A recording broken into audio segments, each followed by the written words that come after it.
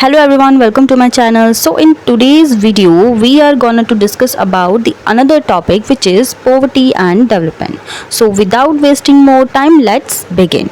So as you know, the issues of development and poverty reduction have become increasingly prominent since the end of World War II. Right, in the early phase, this occurred as decolonization failed to bring about economic and social progress in what was then portrayed as the third world. At the same time that industrially advanced Western countries were experiencing historically unprecedented levels of economic growth.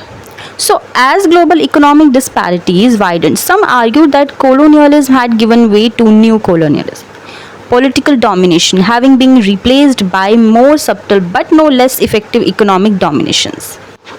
So, in this context, bodies as different as the World Bank and the IMF on the one hand, and a host of development NGOs and activist groups on the other, came to view the task of reducing the gap between rich countries and poor countries as a moral imperative.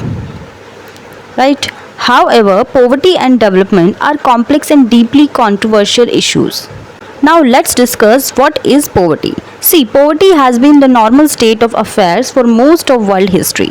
Even in well-organized societies with advanced system of rule, ancient China and Rome, the Insa and so on, economies were technologically simple with modest productivity levels and populations were overwhelmingly poor. So even most of those who were thought of as rich in their day would be poor by modern standards. Poverty thus is not the exception, it has been the rule. The exception from this perspective is the wealth currently enjoyed in the modern West. And even this has occurred only fairly recently.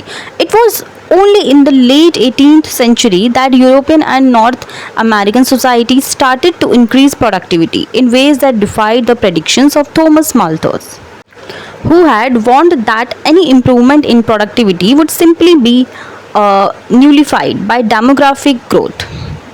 How did Western societies avoid this Malthusian trap? The answer to this question is development. Right? So, development was certainly associated with a series of innovations in technology and organizations that led to the Industrial Revolution. Nevertheless, there is significant debate about precisely how the affluence of the development West has been brought about, and most particularly about how influence and development can be best be replicated in parts of the non-Western world. So, what is poverty? What distinguishes the poor from the rich?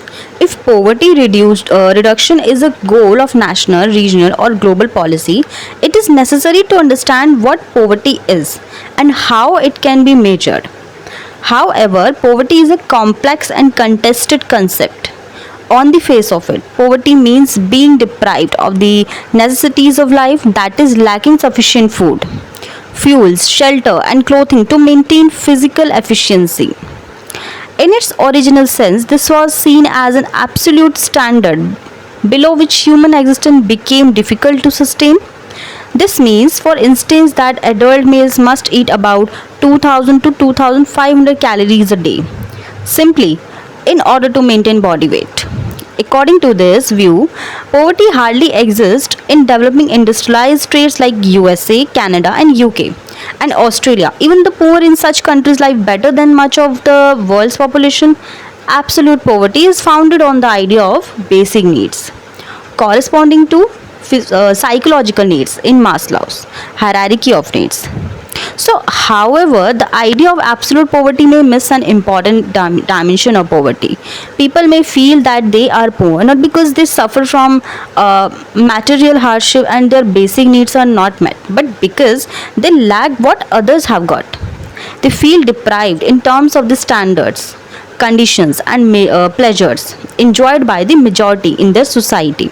So, in this sense, poverty is a social and not merely psychological phenomena. It is based on people's relative position in the social order. Right? So, relative poverty defines the poor as the less well off rather than the needy. For instance, the Organization for Economic Cooperation and Development, OECD, and the European Union, which is EU, both use a poverty line. So that is based on relative poverty threshold, which is set at an income level that is 50% or less than 10 less than that of the median household. So in other words, people are considered to be poor if their available income is sustainably lower than that of a typical person in their country of residence. So the concept of relative poverty nevertheless raises important political questions because it establishes a link between poverty and inequality, and in so doing suggests that reduction or eradicating poverty can only be achieved through the redistribution of wealth and the promotion of equality.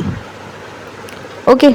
So, whereas relative poverty is a subjective calculation based on feelings of deprivation and disadvantage created by the gap between the poor and the rest of society, absolute poverty can surely be objectively defined, but at what level do people become absolutely poor? The World Bank, which has assumed growing responsibility for global poverty reduction, takes as a standard of extreme poverty an income level of $1 a day, calculating at purchasing power parity, which means PPP, based on its 2004 recalculation, which now uses $1.25 a day rather than $1 a day. So the World Bank estimates that 1.4 billion people live at or below the international poverty line. Nevertheless, this calculation remains somewhat arbitrary, with some commentators preferring to use $2 a day or $2.5 a day. By the latter standard, the ranks of the world's poor would more than double to 3.4 billion or 49% of the world's population. Okay, now let's discuss the concept of development. See, debates about poverty focus not only on the nature of poverty but also on how it can best be explained and therefore how it should be tackled. That is how development can be brought about. So, however, the notion of development is surrounded by political and ideological controversies. What distinguishes a developed society from a developing or underdeveloped one? Perspectives on development generally fall into two broad categories, which we call orthodox and alternative. So now we will see both of them. Orthodox view of development. The orthodox view of development is rooted in economic liberation. Okay, in this view, the poverty is defined squarely in economic terms as a failure through a lack of income or resources to satisfy basic material needs. The reduction or even elimination of poverty is therefore clearly linked in the ability to stimulate economic growth, traditionally calculated on the basis of gross domestic product (GDP). Okay, so GDP per head of population. Development in effect is synonymous with economic growth, but how is economic growth best stimulated? This question is important. The central mechanism from this perspective is the free market system. The virtues of the free market are that it gives full rein for individuals to pursue self-interest, providing incentives for people to work, engage in trade, set up business, and so on. That is, ensures long-term economic equilibrium, helping to bring the forces of demand and supply, market forces, into line with one another. So the market is thus the only reliable means of generating wealth, providing indeed the possibility of unlimited economic growth. Backward or underdeveloped societies are therefore destined to be transformed into modern or developed ones. This view of development is reflected in modernization theory, which is evident, for example, in Rostow's 1960 theory of the stages of economic growth. So Rostow outlined 5 stages of economic growth as follows. First, traditional societies. Such societies are characterized by rudimentary technology, pre-scientific values and norms, and a subsistent economy. Second one is preconditions for takeoff. At this stage, societies exhibit a degree of capital mobilization, banks and currency, and start to develop an entrepreneurial class. Third one is takeoff. This happens when the norms of economic growth are well established and sector-led growth becomes common. Fourth one is drive to maturity. This is characterized by growing economic diversification, greatly reduced poverty, and rising living standards. High mass consumption. At this stage, the economy is increasingly orientated around the production of modern consumer goods, with affluence becoming widespread. So, the orthodox view had dominated thinking on matters related to poverty, inequality, and development since 1945. Its influence expanded in the 1970s and 1980s through the rise of neoliberalism. Now let's see the another view, which is alternative view of development. So the alternative view of poverty and development has become more prominent since the 1980s, as disassociation has grown with technocratic top-down pro-growth strategies. They have stemmed from various sources, including resistance movements in the global south, such as the Zapatisha movement in Chiapas in Mexico, and peasant protest in the southern Indian state of Karnataka. UN agencies, development NGOs, and their various forums, including the World Social Forum and the broader anti-capitalist or anti-globalization movement.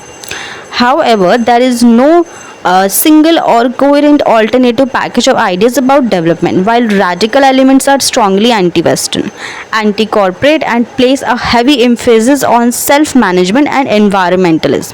Reformist elements may do little more than modify the application of orthodox liberal principles, seeking merely to rebalance the priorities of major states and the institutions of global economic governance.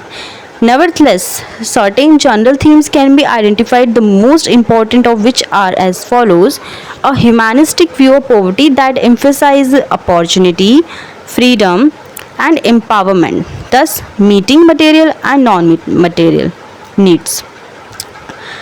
Next is self-reliance rather than reliance on wealthy states, international bodies, or the market.